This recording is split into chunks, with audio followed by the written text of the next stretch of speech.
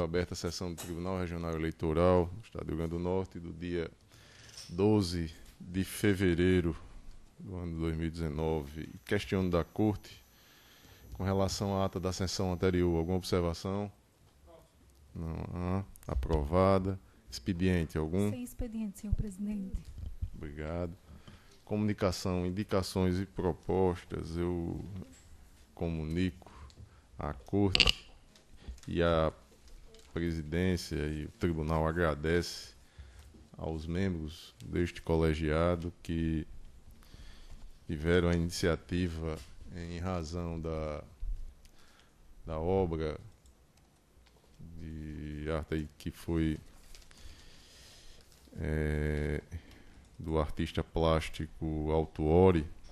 Estávamos sem a moldura e aí uma iniciativa aqui do colegiado, todos colaboraram. A quantia individual R$ 85, não é isso, doutor Vladimir? 87 reais. Conseguimos. Aí já está. Amanhã será entregue. Então, em nome do Tribunal Regional Eleitoral, agradeço a todos. E não tenho nenhuma outra comunicação, nem proposta. Desembargador Cornélio Alves. Não tenho. Doutor Glauber, Francisco Glauber. Sem proposição, senhor presidente. Doutor José Dantas de Paiva. Sem nenhuma proposta, senhor presidente. Doutor Ricardo Tinoco.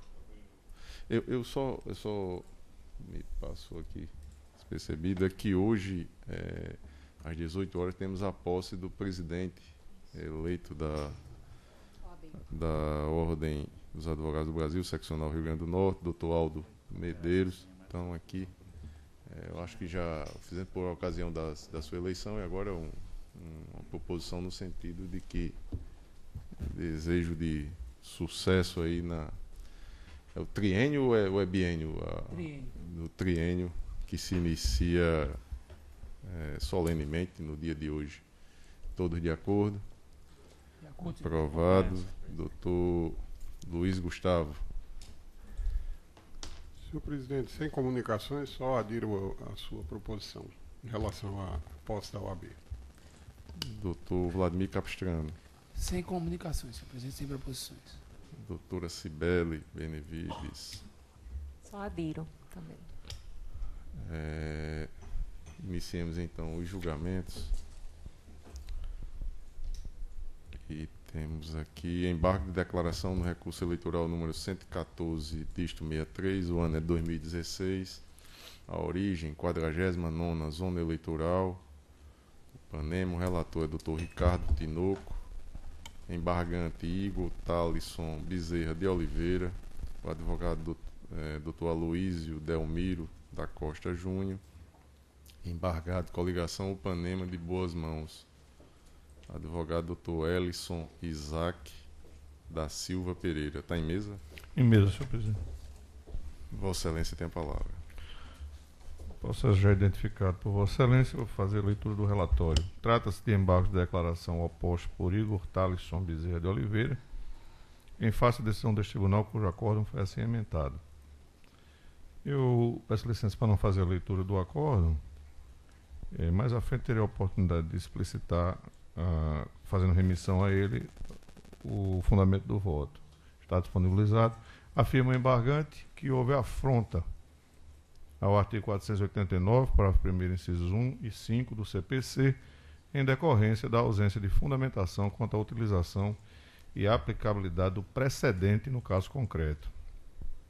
Sustenta a necessidade de análise cuidadosa, no sentido de identificar a distinguish, entre o caso concreto e o precedente constante da prestação de contas de número 72.282, relator juiz Luiz Gustavo Alves Smith, adotado no acórdão embargado. Aduz ainda que o fato de ter realizado despesa antes da abertura da conta específica não comprometeu a regularidade das contas, abre aspas, porquanto tal despesa restou descrita na prestação final de campanha, o que viabilizou que esta justiça especializada efetivasse sua análise, fecha aspas. Pede ao final que sejam acolhidos os embargos para sanar os vícios apontados.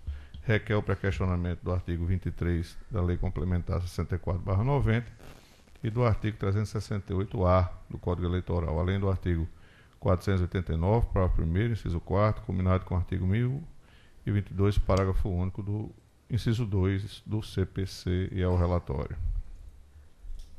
Em discussão, aprovado o relatório, como vota Vossa Excelência. Os embargos de declaração somente são cabíveis quando houver na sentença no acordo, obscuridade, contradição, omissão ou erro material, consoante dispõe o artigo 275 do Código Eleitoral, no que segue a prescrição normativa que emana do artigo 1022 do CPC. Como se pode inferir do relatório, o embargante pretende a reapreciação da matéria já analisada pelo tribunal quando o julgamento do recurso, ocasião em que foram acolhidos pela maioria todos os fundamentos do voto do relator. Afirma o embargante que houve afronta ao artigo 489, parágrafo 1º, inciso 1 e 5 do CPC, pois o relator não teria enfrentado, esse é o fundamento dos embargos, a distinção entre o caso concreto e aquele utilizado como precedente no acordo embargado. Quanto aos argumentos apresentados, ao contrário do que alega a parte embargante, não há omissão quanto aos elementos que formaram a convicção do tribunal para o reconhecimento da desaprovação das contas, tendo em vista que a falha relativa à realização de despesas em data anterior à abertura da conta específica da campanha, que deu ensejo à desaprovação das contas, foi devidamente cotejada na decisão embargada. E aí eu faço a transcrição da decisão embargada, eu peço licença para não fazer a leitura, dada a disponibilidade para a Corte, e prossigo. Contrariamente ao alegado pela parte, o mero fato de, no caso versado no acórdão reproduzido na decisão embargada, a unidade técnica ter exarado parecer opinando pela desaprovação, enquanto neste ter recomendado a aprovação com ressalvas, não se trata de hipótese de distinguish entre este e aquele julgado. Vale salientar que, ao se analisar os dois casos, é possível verificar a existência de semelhanças e diferenças, pois dificilmente ambos serão exatamente iguais, sendo preciso compreender o que integra o núcleo do precedente e o que é irrelevante para a tese jurídica em discussão. Nesse sentido, segue o entendimento jurisprudencial sufragado pelo TSE, e eu faço aqui a citação desse excerto a seguir identificado, que é do TSE, petição 51.859, da relatoria da ministra Luciana Lócio, de 15 de dezembro de 2016. E sequencio. Abro espaço aqui para sustentar que a adoção de um precedente judicial por força do princípio da vinculação, advindo da nova sistemática do processo civil aplicável ao processo eleitoral, deve resultar da identidade entre a tese jurídica albergada no julgado paradigma e a controvérsia contida no caso sob apreciação, de tal sorte que aquela possa servir como ratio decidendi, ou seja, como a essência da fundamentação vinculante para a decisão a ser proferida. Então, só esclarecendo rapidamente, o fundamento dos embargos repousa na alegação do embargante de que o precedente do qual se valeu o doutor Luiz Gustavo quando do julgamento embargado não teria feito a distinção necessária. Isso, a fundamentação utilizada no sentido de que teria que haver uma identidade entre a conclusão do julgamento proferido a partir da relatoria do Dr. Luiz Gustavo e o precedente citado, quando na verdade não é isso que se exige para aplicar o precedente, não é necessariamente a conclusão, e sim a fundamentação. E no respeitante à fundamentação, ou seja, aquilo que nós chamamos de ratio decidendi, muito ao contrário, houve o total enfrentamento da matéria, de modo que o que há data vênia, o entendimento que é utilizado pelo embargante, há um equívoco com referência à compreensão do que significa fazer uso do precedente. Ele se vale da afirmação de que é preciso que a conclusão seja idêntica. E para que a conclusão seja idêntica, era necessário que os casos fossem idênticos. Nós sabemos que isso, na verdade, é materialmente impossível, ou quase impossível, que haja uma absoluta identidade, inclusive em relação à parte fática.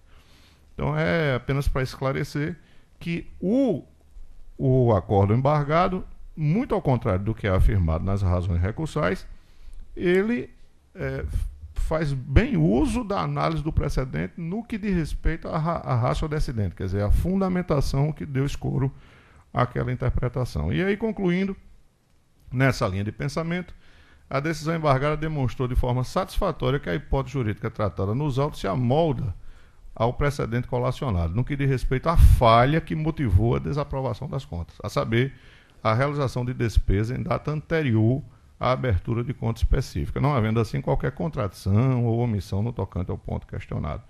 Acrescente-se, por fim, que não se pode confundir falta de motivação com fundamentação contrária aos interesses da parte, motivo pelo qual não há que se falar em ofensa ao artigo 489 do CPC. Com esse registro e refutadas as alegações de embargante, não há qualquer vista a justificar o provimento dos embargos. Noutra banda, tendo em vista a finalidade de pré-questionamento declarada expressamente, a fim de possibilitar a interposição de recurso especial, afasta o caráter protelatório dos presentes embargos, o que faz com amparo na súmula 98 do STJ. Ante o exposto, ausente a necessidade de integração do julgado, com estes os embargos de declaração e nego o provimento e é como voto.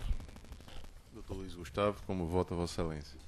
Com o relator, senhor presidente. Doutor Vladimir? Também, senhor presidente. Inclusive, nesse processo, eu e o desembargador Cornélio fomos vencidos na matéria de mérito, e esses aspectos relativos à incidência ou não desse presidente foram bem debatidos naquela assentada. Então, não há realmente o que integrar no acordo. Eu acompanho o relator. Desembargador Cornélio? Também. Doutor Francisco Lauber? Com o relator.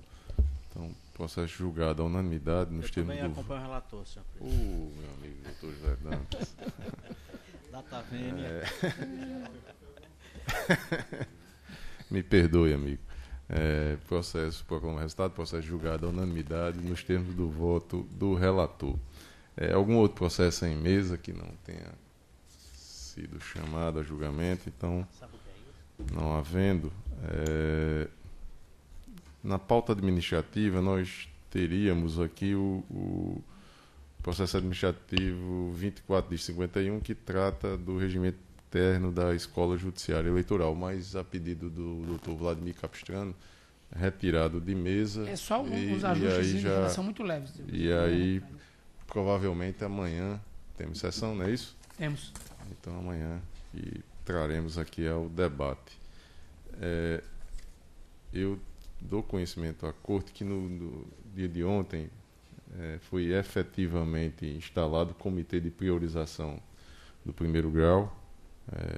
Estiveram reunidos os 3 magistrados, os 2 servidores, e já iniciando os trabalhos, inclusive a partir de sugestão deles, dos que integram o Comitê de Priorização fará parte do COGEL. E aí já também iniciativa deles irão fazer levantamento do quantitativo de demandas existentes aí no primeiro grau e outras metas que são definidas a partir daquilo que deu origem à criação desses comitês. Às 14h25 eu declaro encerrada a presente sessão.